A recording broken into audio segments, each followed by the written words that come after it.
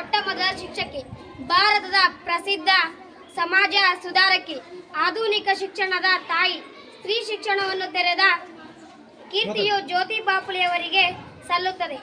ಸಾವಿತ್ರಿಬಾಯಿ ಫುಲೆಯವರು ಜನವರಿ 3, 1831ರಂದು ಮಹಾರಾಷ್ಟ್ರದ ಸತಾರಾ ಜಿಲ್ಲೆಯ ನೈನಾಂನಲ್ಲಿ ಜನಿಸಿದರು.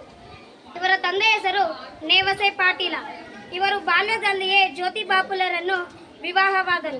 ಆಗಿನ ಕಾಲದಲ್ಲಿ ಬಾಲ್ಯ ವಿವಾಹ ರೂಢಿಯಲ್ಲಿದ್ದಾಗ ಜ್ಯೋತಿ ಬಾಪುಲೆಯವರು ಮದುವೆಯಾದಾಗ ಅವರ ವಯಸ್ಸು 8 ವರ್ಷವಾಗಿತ್ತು ಮತ್ತು ಅವರ ಮನೆಯೇ ಮೊದಲ ಪಾಠಶಾಲೆಯಾಯಿತು. ಅವರ ಪತಿ ಜ್ಯೋತಿ ಬಾಪುಲೆಯವರೇ ಅವರಿಗೆ ಗುರುಗಳಾದರು. 1847 ಮಿಚಲ್ ಶ್ರೀಮತಿ ಸಾವಿತ್ರಿಬಾಯಿ ಫುಲೆಯವರು ಮಿಚಲ್ ಶಾಲೆಯ ನಾರ್ಮಲ್ ಶಾಲೆಯಲ್ಲಿ ಶಿಕ್ಷಣ ತರಬೇತಿ ಪಡೆದರು. ಆಗ ಅವರಿಗೆ 17 ವರ್ಷ. ಹೀಗಾಗಿ ಮಹಾರಾಷ್ಟ್ರದಲ್ಲಿ ಮೊಟ್ಟ ಮೊದಲ ಶಿಕ್ಷಣ ತರಬೇತಿ ಪಡೆದ ಶಿಕ್ಷಕಿಯಾದರು.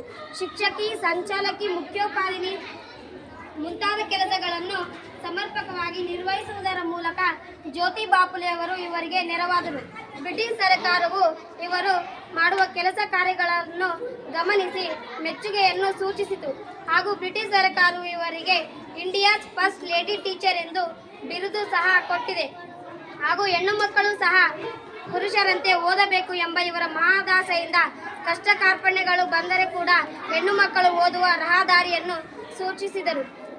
ಮತ್ತು 1897ರಲ್ಲಿ ಪ್ಲೇಗ್ ಪೀಡಿಕೆಯ ರೋಗಿಗಳ ಸೇವೆಯನ್ನು ಮಾಡುತ್ತಿದ್ದಾಗ ಸಾವಿತ್ರಿಬಾಯಿ ಫುಲೆಯವರೇ ಸ್ವತಃ ಆ ರೋಗದ ಸೋಂಕಿಗೆ ಈಡಾಗಿ ಬಲಿಯಾಗಿ ನಿಧನರಾದರು. ಇಷ್ಟು ಹೇಳುತ್ತಾ ನನ್ನ ಚಿಕ್ಕ ಭಾಷಣಕ್ಕೆ ಚೊಕ್ಕವಾದ ವಿರಾಮ ನೀಡುತ್ತಿದ್ದೇನೆ. ಜೈ ಹಿಂದ್, ಜೈ ಕರ್ನಾಟಕ.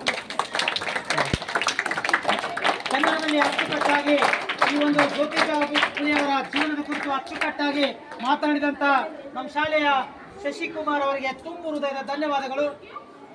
ಎಲ್ಲರೂ ಜೋರಾಗಿ ಕ್ಲಾಸ್ ಹಾಕಿ ಒಂದ್ಸರಿ ಮತ್ತೊಂದ್ಸರಿ.